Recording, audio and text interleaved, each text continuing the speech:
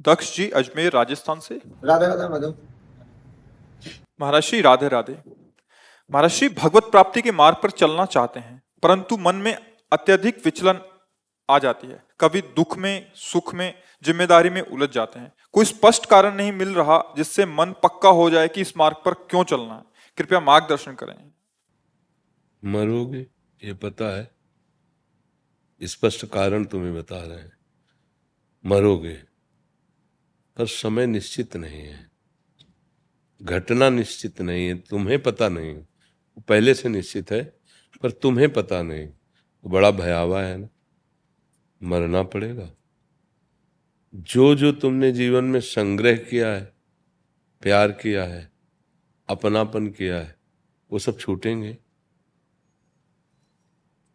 फिर कोई एक तो ऐसा होना चाहिए जो हमारा मित्र हो, जो हमारे मन की बात जानता हो और जो सब कुछ करने में समर्थ हो और सर्वज्ञ हो, सर्वत्र हो, महान शक्तिशाली हो। वो है हमारे प्रभु।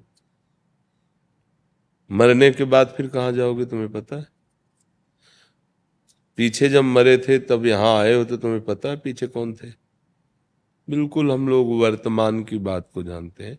जैसे हम अभी आपसे पूछे पिछले शनिवार को आपने क्या खाया था मध्याह्न में, तो आपको बहुत याद लगानी पड़ेगी। नहीं लगानी पड़ेगी। माया का काम है स्मृति को मिटा देना, भक्ति का काम है स्मृति को जागृत करना। हमें क्यों भगवत प्राप्ति चाहिए? किसी भी भोग को भोगने के बाद आपको तृप्ति मिलती है क्या? मस्त हो गए, हृदय शांत हो गया, अब कुछ नहीं चाहिए, ऐसा लगता है क्या? ब्याह हो गया है अपनी पत्नी के साथ पर मन दूसरों को ताकता रहता है, दूसरे की तरफ देखता रहता है। धन है, खाने पीने की व्यवस्था है, पर मन जलता रहता है किसी दूसरे धनी की धन वैभव की वृत्ति को देख करके हम बढ़े। बड़ा प्रयास करते हैं, निष्फल हो जाते हैं। बड़ा शुद्ध भाव से व्यवहार करते हैं, सामने वाला कड़वा व्यवहार करता है। बहुत सी समस्याएं। अब विचार करके देखें कि जब हम मरेंगे तो सब छूट ही जाएगा, शरीर भी छूट जाएगा, यहां से कुछ जाएगा तो है नहीं। तो मूर्खता पूर्ण तो जीवन व्यतीत हुआ। जैसे आपको अमेरिका भेजा जाए सरकारी काम के लिए कि आप अमुक कार्य करिए, तो आप कहते हो कि अब इतनी दूर तो हम जाएंगे पर हमारे लिए व्यवस्था होनी चाहिए, स्त्री होनी चाहिए, पुत्र, परिवार, मकान, मतलब व्यवस्था। हाँ ठीक है, ये व्यवस्था ले जाओ, वहाँ आपको स्पेशल सब मिलेगा। और आप वहाँ गए, बच्चा पैदा किए, पढ़ाए लिखाए, ब्याह किए, सब किए, अब सरकारी आदेश आ गया वापस आओ। आप वापस आए, जिस कार्य के लिए भेजा था, जिससे आपको पेमेंट मिलती थी, सुविधा मिलती थी, वो कार्य पूरा हुआ तो आप कहें नहीं, तो आपको बख्श दिया जाएगा कि आपने बच्चा पैदा किए हैं, बच्चे पढ़ाए हैं, ब्याह किए हैं और बहुत घर में आराम से रहें। आपको कारागार में बंद किया जाएगा क्योंकि आप सरकारी अपराध कर लिए हैं। ठीक ऐसे ही कबहू का करि करुणा नर देहि, देत ईश बिनु हेतु सनेहि। बिना किसी हेतु के हमको प्यार करके भगवान ने मानव देह दिया। जब हम माँ के गर्भ में थे तो 8वें महीने में चेतना जागृत होती है एकदम ऐसे। उस समय उसको अनुभव हुआ कि मैं कितनी गंदी जगह में पैक हूं। माँ के वो सब पदार्थ लिबलिबे, उन्हीं के बीच में कुंडलाकार ऐसे रहता है बच्चा ऐसे। अब उसे भयंकर वेदना होती है और फिर भगवान की याद आती है, फिर कई जन्मों के कर्म याद आते हैं उसको कि मैंने ये किया, ये किया, ऐसा ऐसा। तो भगवान से प्रार्थना करता है कि एक बार मुझे माँ के गर्भ से निकाल दो, मैं जाकर के ऐसा कर्म करूंगा, ऐसा भजन करूंगा कि दोबारा माँ के गर्भ में ना आना पड़े। तो भगवान की कृपा से प्रसूति वायु धक्का मारती है, बाहर आ जाता है। जहां आया तो ज्ञान नष्ट हो गया, वो भगवान की छवि नष्ट हो गई, उसके दिमाग से हट गई। और वो कहता कहाँ कहाँ कहाँ। बच्चा जब रोए तो देखना, लोग कहते थालियां बजाओ, उत्सव करो, बच्चा पैदा हुआ। बस फिर वो विस्मृति के गर्त में गया, और थोड़ा बड़ा हुआ तो ये मम्मी, ये पापा, ये भैया, ये और बड़ा हुआ पत्नी में आसक्त हो गया, फिर धन कमाना, लोग, बस इसमें चला गया। फिर जब शरीर पूरा हुआ तो ऐसे कर्म बन गए कि अब दुर्गति होगी, अन्य योनियों में जाना होगा। तो कई ऐसे कारण कि हमको भगवत प्राप्ति करनी ही है। बिना भगवत प्राप्ति के न सुख मिलेगा न शांति। आप देखो, सब देख लो, अगर भजन नहीं है तो ये चीजें आपके अंदर जरूर होंगी। दुख का डर, अशांति, धन की चाह, भोगों की चाह, एक अलौकिक भय, एक विषाद, ये आपके हृदय में होंगे, क्योंकि भगवान से विमुख हो। भगवान के सन्मुख हो जाओ तो पहला लक्षण प्रकट होगा निर्भय। अब तुम्हारा भय खत्म हो जाएगा। फिर हो जाएगा निशोक, कोई शोक आपके हृदय में नहीं रहेगा। फिर आएगी निश्चिंतता, बेपरवाही। अरे भगवान है ना यार, खूब भजन कर रहे हो तो भगवान सब संभाल देंगे। विपरीत भावना का नाश, भगवान के विपरीत चलने की फिर हिम्मत नहीं रह जाती, वो अब पाप कर्म नहीं कर सकता।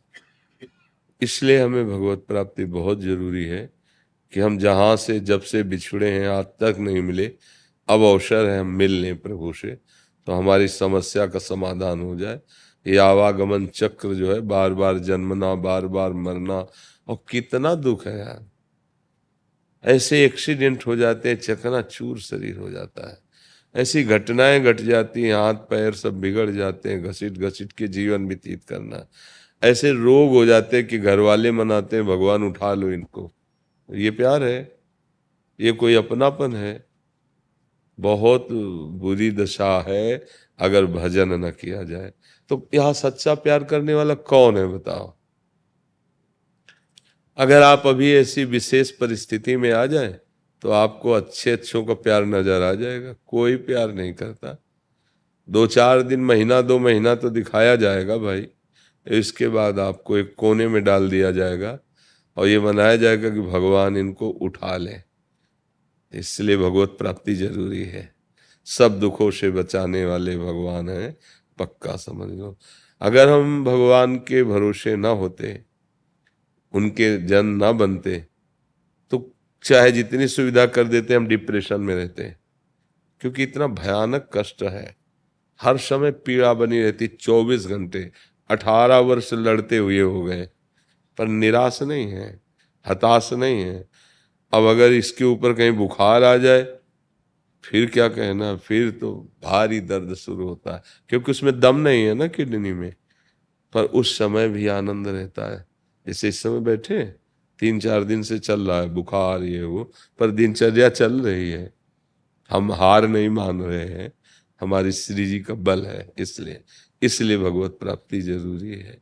हर परिस्थिति में कोई एक है जो हमें बहुत प्यार करता है, वो है प्रभु, वो है प्रियालाल।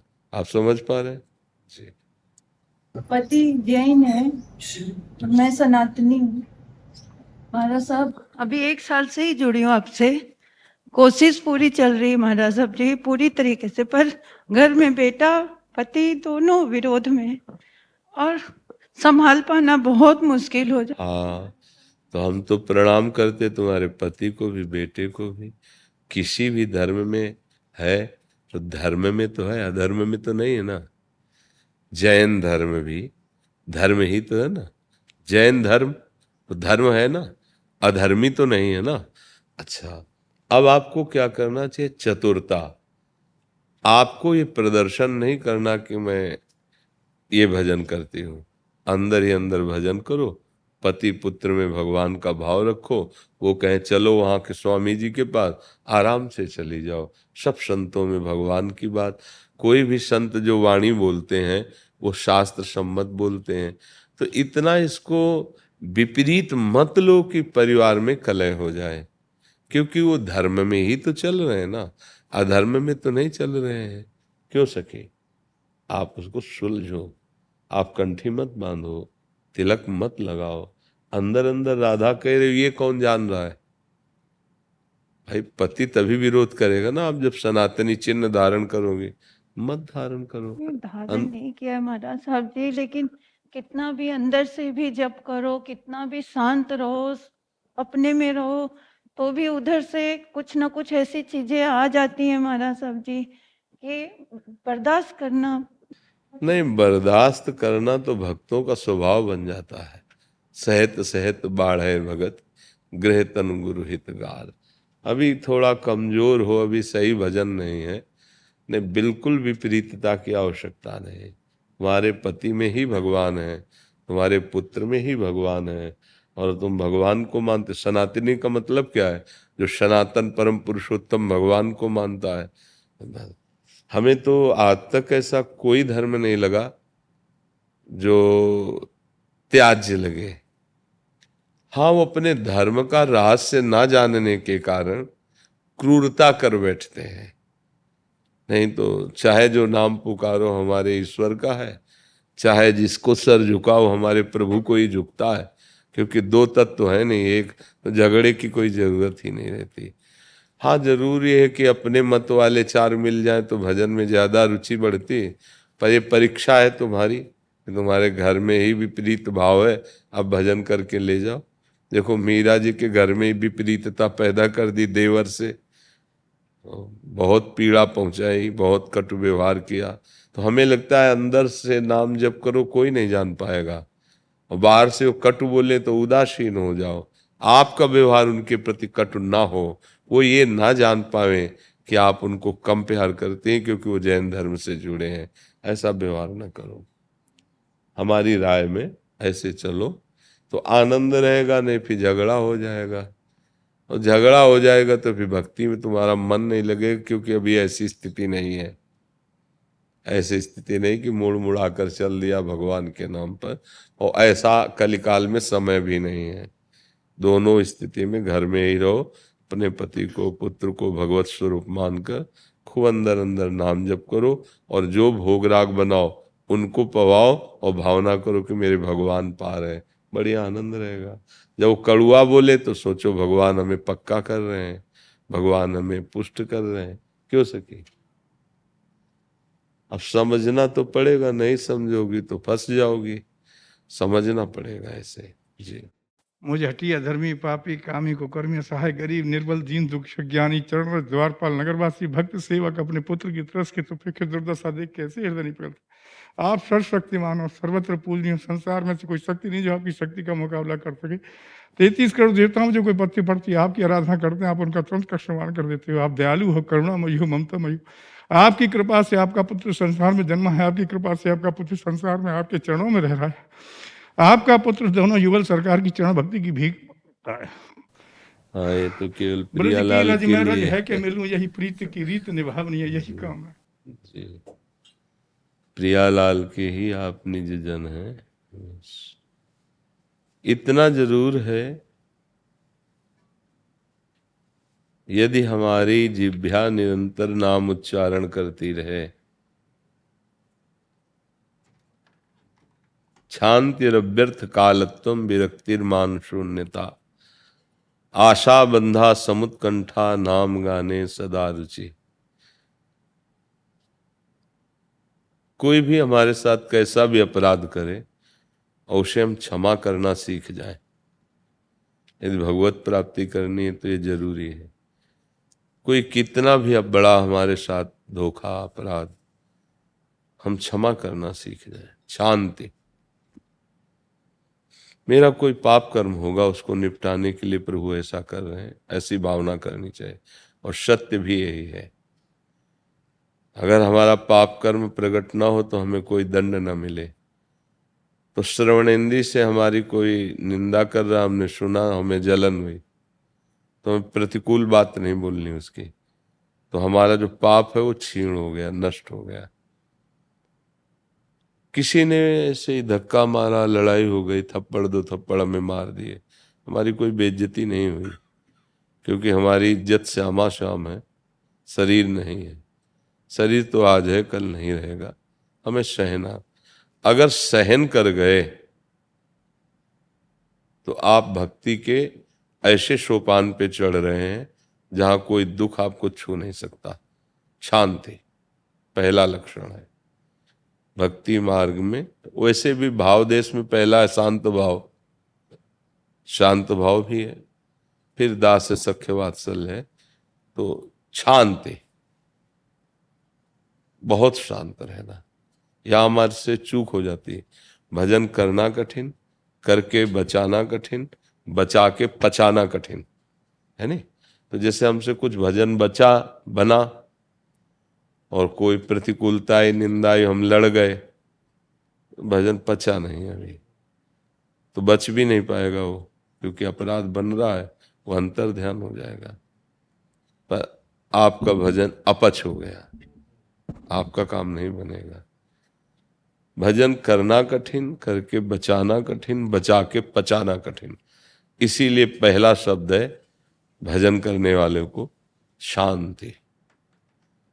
हमको अपने धन को बचाना है, लुटाना नहीं है।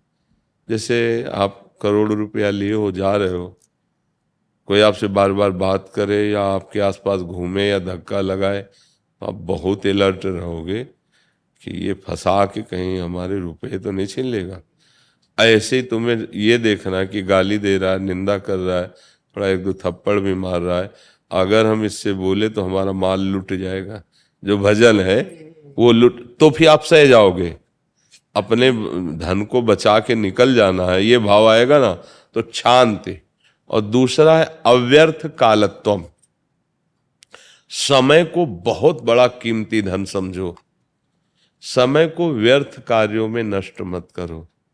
ताश खेलना है, सीरियल देख रहे हैं, टीवी देख रहे हैं, मोबाइल में गेम खेल रहे हैं, गंदी बातें देख रहे हैं, सुन रहे हैं, ये सब समय नष्ट हो रहा है आपका। न यहाँ के लिए मंगल कारक है और न वहाँ के लिए मंगल कारक है। अगर उसी समय आप केली माल जुगा रहे हैं, कुंज बिहारी सी हरदास, कुंज बिहारी सी हरदास, ये भजन करना, ये समय का सार्थक होना है। अगर ये समय व्यर्थ जाता रहा तो आनंद का अनुभव नहीं कर पाएंगे, क्योंकि हृदय मलिन होता रहता है। प्रभु के चिंतन के सिवा जो और संसारिक चिंतन है, इसका काम ही है हृदय को मलिन करना। तो हम नाम न छोड़ें, भगवत चिंतन न छोड़ें, भागवत उठा लो, 2-4 अध्याय भागवत के सुन, भगवत गीता के। हम खाली नहीं रहेंगे, घर के कार्य कर रहे हैं तो क्या जाता है, श्री हरदास कुंज बिहारी श्री हरदास। भाई घर के कार्य कर रहे हैं तो गुनगुना रहे हैं नाम। ये तो मंत्र जो तो है नहीं कि उच्चारण नहीं कर सकते, इसे उच्चारण। तो अव्यर्थ कालत्वम और विरक्ति, जो गंदी बातें हैं, गंदे भोग हैं, जब आप गृहस्थ हो अपनी पत्नी परिवार में सब, तो देख ही रहे उसमें कितना सुख है। फिर मन क्या कहता, नवम नवम दूसरों की तरफ, उसे रोको। अगर उसे नहीं रोकोगे, ऐसी गंदी बातें बढ़ती रही तो भजन लायक नहीं रह जाओगे, प्रभु का भजन नहीं होगा।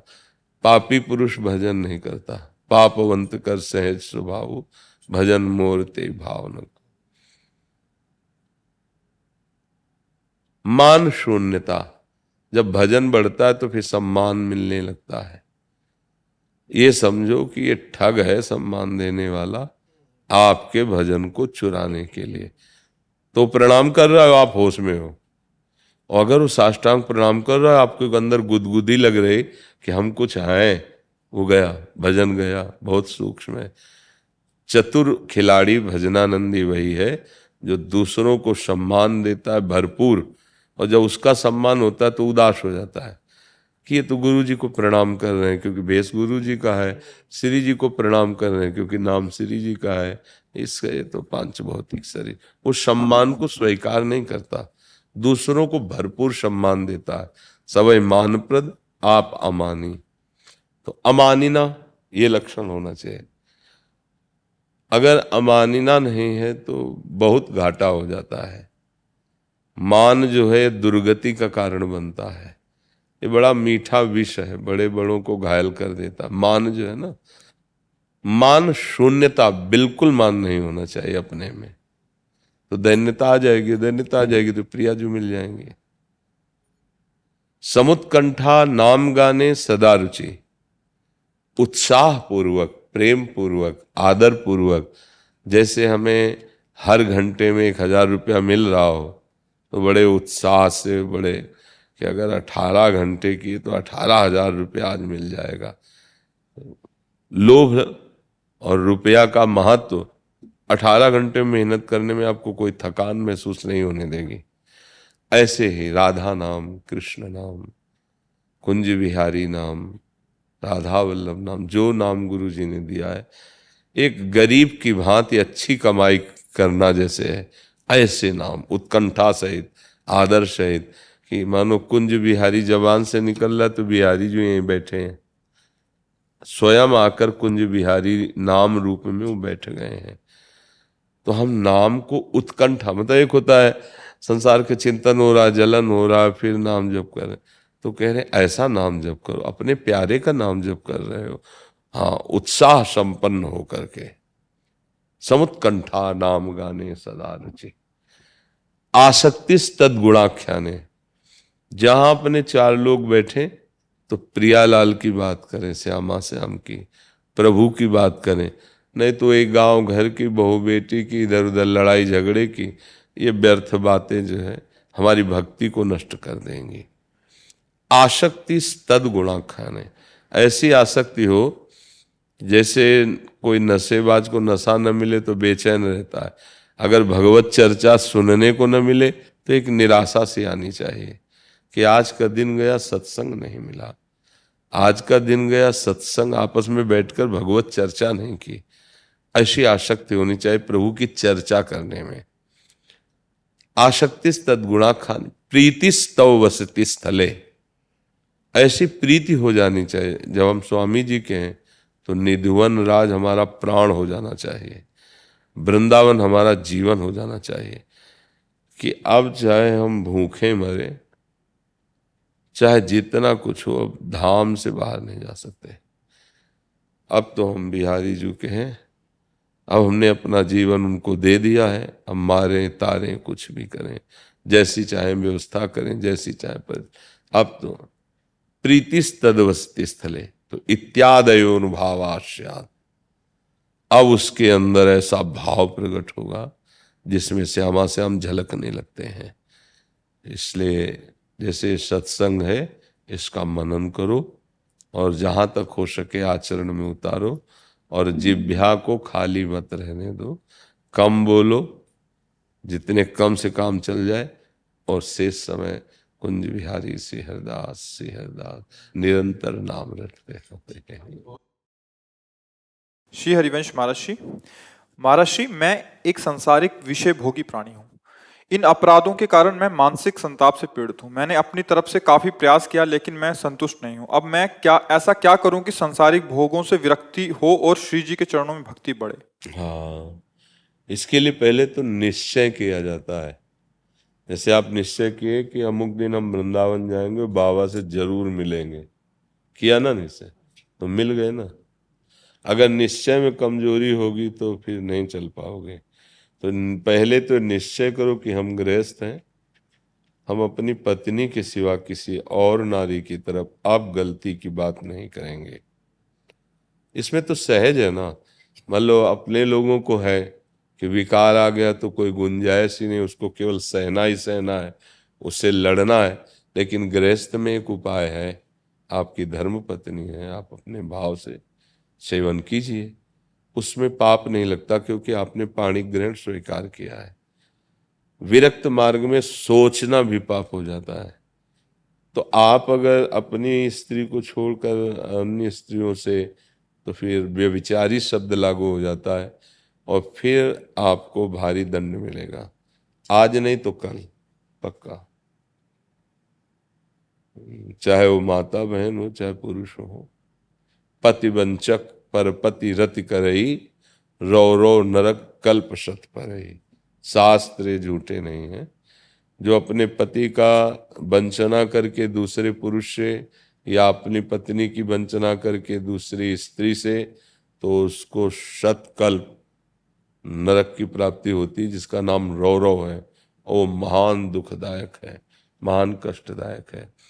पहले तो यहाँ से जब जीव व्यभिचारी जो जाता है, तो जैसे आपने अन्य स्त्रियों के साथ संभोग किया, अभी तक प्रायश्चित नहीं हुआ, तो आपको जाते ही यातना देह मिलेगी। जैसे आप अस्पताल जाओ तो उसके कपड़ा अलग मिलते हैं ना, जेल जाओ तो उसके कपड़ा अलग मिलते हैं, ऐसे इस जीवात्मा को यातना देह मिलती है वहाँ। वो मरती कभी नहीं है, वो उसमें भोगना होता है। अब लोहे की स्त्री जलती हुई लाल एकदम, और उसमें चिपका दिया गया, क्योंकि इसी के बड़े आशिक थे ना। अब त्राहिमाम मचा है, चिल्ला रहा है, रो रहा है, अब उसको मरना है नहीं। बड़ा भयानक कष्ट, चाहे स्त्री हो चाहे पुरुष हो, बहुत होश में चलो। इसीलिए विधान बनाया गया है कि आप पाणी ग्रहण कर लो धर्म के अनुसार, कानून के अनुसार, और फिर व्यवहार करो। पर इसमें सुख ना होने के कारण वो जहाँ उसका सुख लेने की चेष्टा की, तो कुछ दिनों में उसको लगता है नवम कोई नया होना चाहिए अब तो, ऐसा फिर नवम नवम वो पापाचरण करने लगता है। तो इसका निश्चय करना पड़ेगा आपको कि आज अवलो नशानी, अब तक जो हो, आज से हम कभी पराई स्त्री को काम भाव से न देखेंगे, न सोचेंगे, और ना कोई चेष्टा करेंगे। ठीक है? और इसके लिए निश्चय पूर्ण करने के लिए कभी शराब न पीजिए, मांस न खाइए, गंदे दृश्य मोबाइल में मत देखिए, गंदे लोगों का संग त्यागिए, तो संयम में आ जाएंगे। और नाम जप करो तो ये सब बल अंदर जागृत हो जाएगा। नहीं तो बातों से नहीं होगा, कसम यहाँ खा लोगे वहां हो जाएगा, क्योंकि बल ही नहीं अंदर, तो रोकोगे कैसे? वो बल आता है भगवान नाम से, साधु समागम से। जी। नीरज सूद जी। गुरुदेव, आपके चरणों में कोटि कोटि प्रणाम। गुरुदेव, मुझे सतगुरु का सानिध्य शिक्षा काल में ही प्राप्त हो गया था। सतगुरु के आशीर्वाद से मुझे वृंदावन वास सन 1985 में प्राप्त हो गया। सतगुरु से नामदान भी मुझे शिक्षा काल में ही प्राप्त हो गया था। आरोग्य होते हुए मेरे सभी कार्य एवं दायित्व गुरु कृपा से पूर्ण हो गए। अब केवल गुरु के प्रकाश पुंज के हृदय में दर्शन की अभिलाषा एवं भक्त प्राप्ति के उद्देश्य शेष है। सतगुरु की आज्ञा के अनुसार उनके द्वारा प्रदत्त 5 नियम भी पूर्ण करने का यथासंभव ग्रस्त में रहकर प्रयास करता हूं, लेकिन एक संशय हमेशा बना रहता है कि नाम जप करते हुए अगर इस जन्म में मेरे पिछले एवं वर्तमान पाप पूर्णतः समाप्त न हुए और भगवत प्राप्ति न हुई, तो ये 2 प्रश्न हैं। क्या मुझे 84 लाख योनियों में भ्रमण करना पड़ेगा? क्या दोबारा? पहली बात यह कि आपका आश्रय ठीक नहीं है, चाहे गुरु आश्रय हो चाहे भगवत आश्रय हो। अगर आश्रय होता तो ये शब्द न निकलते जो आपके निकले कि क्या मेरी दुर्गति होगी, क्या मेरे पाप नष्ट नहीं होंगे। ये शब्द बताते हैं कि आपका हृदय निष्ठावान नहीं है, आश्रित नहीं है। जब आपका आश्रय दृढ़ हो जाएगा तो नरक स्वर्ग अपवर्ग आश नहीं त्रास है। तुम्हें विश्वास की कमी है। नाम संकीर्तनम यस्य सर्व पाप प्रणाशनम।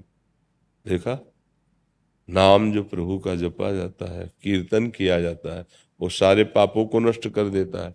और आश्रय सर्वधर्मान परित्यज्य माम एकम शरणम ब्रज तो अहम त्वाम सर्व पापेभ्यो मोक्षयिष्यामि मा शुचा। तुम मेरे चरणों के आश्रित हो जाओ, मैं तुम्हारे सारे पापों को नष्ट कर दूंगा। भगवान कहते हैं ना, एक में विश्वास नहीं, एक में आश्रय नहीं, इसलिए जो भी कर रहे हो अभी टिकाऊ नहीं होगा। अगर दृढ़ आश्रय है और दृढ़ विश्वास है तो नाम और भगवद आश्रय गुरु आश्रय से पाप सब नष्ट हो जाते हैं। अगला जन्म बाई चांस चूक होने पर हो भी जाएगा तो बहुत श्रीवान कुलवान भक्ति संपन्न वातावरण में होगा। जो इधर कमी रह गई वो उधर पूरी हो जाएगी। जैसे हम लोगों का पूर्व जन्म का भजन रहा है, तो उत्तम कुल में ऋषि कुल में जन्मे। पिताश्री किसान थे, कभी जूता नहीं पहनते थे, नंगे पैर हल जोतते थे, संतों का आगमन होता रहता था। एक अचला, कभी सिले कपड़े नहीं पहने उन्होंने, एक अचला ऐसे एक अचला बांधे, 24 घंटे मेहनत करने वाले आदमी। क्योंकि किसान अपने परिवार का पोषण बहुत मेहनत से करता है। बस कक्षा 9 पढ़ा कि बस बदल गया चैप्टर। हे कोई अपना नहीं है, हे भगवान की प्राप्ति ही सब, कोई हमें समझाया नहीं है। हिम्मत बनी, निकल पड़े, पूरा जीवन हो गया। वो निकाला ना भजन, अधूरा रह गया था, निकाला और निहाल कर दिया। तो इसलिए डरो मत, आज से सोच लो कि तुम्हारे पाप सारे नष्ट हो गए, क्योंकि तुम गुरु आश्रित हो, नाम जापक हो। विश्वास करने से बात बनती है। विश्वास नहीं करोगे तो करते हुए भी भयभीत रहोगे। बिन विश्वास भगत ही नहीं। एक दिन महादेव जी ने पार्वती जी को दिखाया कि देखो हरिद्वार में कोई पर्व था, लाखों लोग गंगा नहा रहे थे। कोई देखो लाखों लोग गंगा नहा रहे हैं, पर इनमें गंगा कोई एक आधी नहा रहा है, नहीं तो सब गंगा के पानी में डुबकी लगा रहे हैं। तो पार्वती जी ने कहा ऐसा कैसे कर सकते हैं, देखो सब लोग उसी जल में तो नहा रहे हैं। तो उनका तुम्हें हम दिखाएंगे। तो थोड़ा फिसलन जैसा और एक गड्ढा, उसमें वृद्ध बन के गिर पड़े महादेव। पार्वती जी का तुम यहीं बैठो और जितने निकले उनसे जो हम बात कहते हैं वही बात कहो। अब जो निकला उनका, भैया हमारे पति गिर गए, हमारी सामर्थ्य नहीं निकाल सकूं, आप थोड़ा सहयोग कर दो। तो कईयों ने तो सुना ही नहीं। फिर कुछ सुने, रुके, तो बोले भैया हमारे पति जो है निष्पाप है, अगर आप में थोड़ा भी पाप है छू लोगे तो भस्म हो जाओगे। वो गंगा जल उठाई चल दिए। भैया पाप तो हुए ही हैं जिंदगी में, भस्म कौन हो। लगभग सब। उनमें एक सीधा साधा आदमी कांच लगाया, गंगा गंगा गोता लगा के आया, कमंडल में जल लिया, वहां से निकल रहा था। माता जी ने कहा वही बात, भैया हमारे पति वृद्ध हैं, गिर गए, आप थोड़ा सहयोग करेंगे। हाँ माता जी। बोले पर हमारे पति निष्पाप है, अगर आप में थोड़ा भी पाप है तो आप भस्म हो जाओगे। बोले माता जी अभी कोई संशय है आपको, मैं गंगा नहा के आ रहा हूँ, गंगा स्नान से सारे पाप नष्ट हो जाते हैं। और सीधे उतरा, भगवान शंकर को उतार के पार्वती से कहा ये है गंगा नहाने का, नहाए तो सब, पर विश्वास नहीं है कि निष्पाप हो गया। तो इसलिए भूल मत करो, भगवान का नाम सर्व पाप नाशक है। इसलिए पाप की चिंता मत करो और अगले जन्म के लिए सोचो मत। अगर गुरु आश्रित हो तो सोचोगे क्या है, गुरु की नौका में बैठे हैं, वो हमें पार कर देंगे। विश्वास है इतना, आश्रय दृढ़ रखो। समझ रहे हैं आप, इसमें कोई संशय है? जी सब प्रसादी भाव, ठाकुर जी की, श्री जी को सब प्रसादी भाव। अहो भाग्य आप कृपा। क्या सेवा करें आपकी। बस आपके चरण कमल को दास बने रहे बाबा, बस। चरण बाल बाल सब माला माल है गए बाबा, आज आपके दर्शन पाई गए बाबा। नहीं, आप लोगों के दर्शन से, आप लोगों की कृपा से हम आनंदित हुए हैं, क्योंकि आप हमारे प्रभु के पार्षद हैं, प्रभु के निजंग सेवी हैं। बस यही ठसक तुम्हें जीवन भर याद रखनी है कि तुम प्रभु के जन हो। इसी से साक्षात्कार होता है प्रभु का। प्रभु से अपनापन हो जाए तो प्रभु खेलने लगते हैं, भगवान बन करके नहीं। अपने अपने लाल जी श्री गोविंद स्वामी जी श्रीनाथ जी को भगवान नहीं मानते थे, अपने प्राण प्रीतम लाल जो मानते थे। तो उनके साथ बड़ी मजाक करते थे ठाकुर जी। अगर सोच में बैठे ना तो श्रीनाथ जी चुपचाप निकल जाते, और जो अकौड़े के फल होते हैं ना उनको ले लेके मारते। वो कहते क्योंकि सोच में बोला ले जाता, और ऐसे ऐसे मारते, तो फिर वो धोती समेट के दौड़ पड़ते उनकी तरफ। सोचो पर ब्रह्म परमात्मा कैसे खेल रहा है, भाव की बात है ना। एक दिन गोविंद स्वामी गिरिराज जी की तलहटी में लालजू के साथ घूम रहे थे। भक्तन पाछे यो फिरे जो बछरा संगाए। लालजू ने कहा हमें कांधे पे चढ़ा ले यार, थक गए। तो कांधे पे चढ़ा लिया गोविंद स्वामी ने, गोविंद दास। थोड़ी दूर चले तो गोविंद स्वामी ने कहा यार लघु शंका लगी, उतर नीचे। सखा भाव था ना, बोले नीचे उतर। तो बोले तुम हमारे घोड़ा बने हो, हम नीचे क्यों उतरे, जैसे घोड़ा करता वैसे कर लो। तो खड़े खड़े लघु शंका वहीं करने लगे तलहटी में, क्योंकि ऊपर बैठे मालिक है ठाकुर जी। तो जो वैष्णव जन देखते उनको बहुत बुरा लगा कि एक तो वैष्णव होकर खड़े खड़े हो गिरिराज जी की तलहटी में।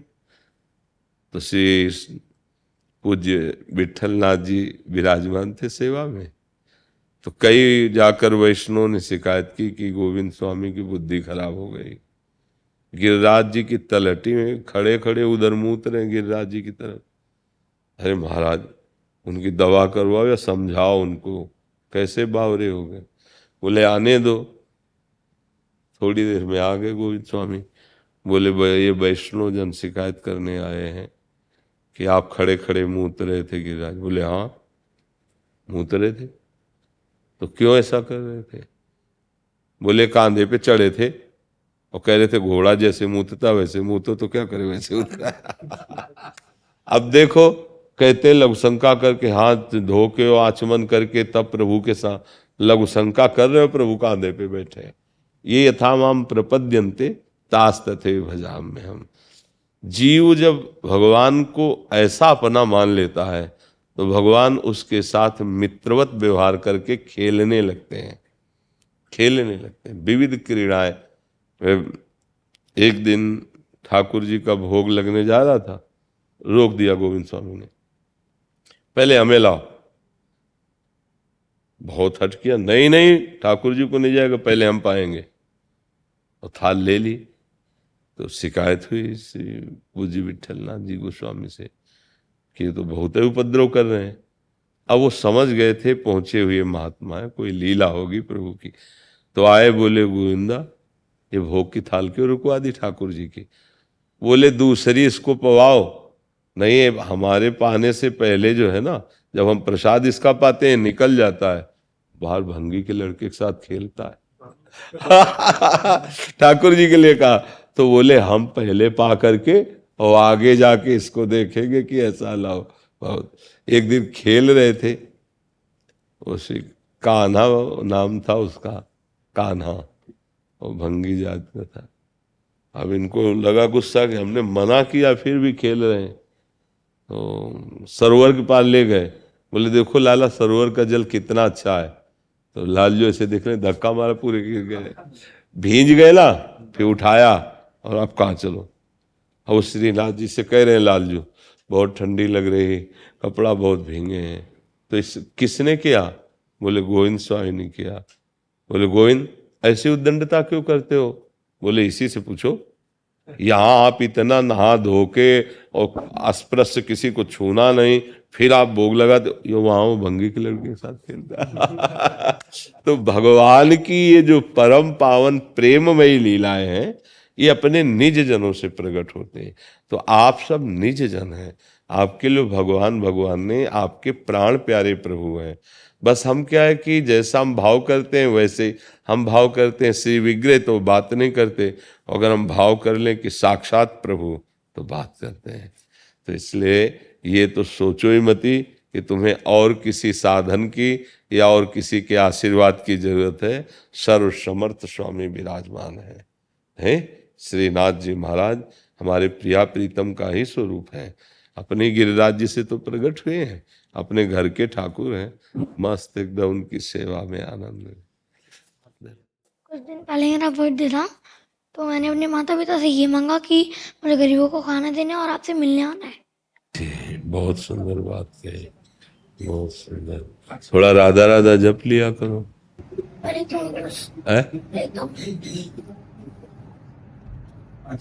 अच्छे विचार है, अच्छे विचार है, ऐसा ही करना चाहिए। बर्थडे मनाना है तो बहुत उत्तम विचार तुम्हारे हैं कि जो भूखे लोग हैं उनको भोजन पवा दे, संत समागम करे, सच्चा बर्थडे हो गया। यही वास्तविक अच्छे बच्चे हो, ठीक है। अच्छा, क्या सुनाना चाहते हैं? राम जी का भजन। कितना बड़ा है? 1 मिनट। चलो सुनाओ।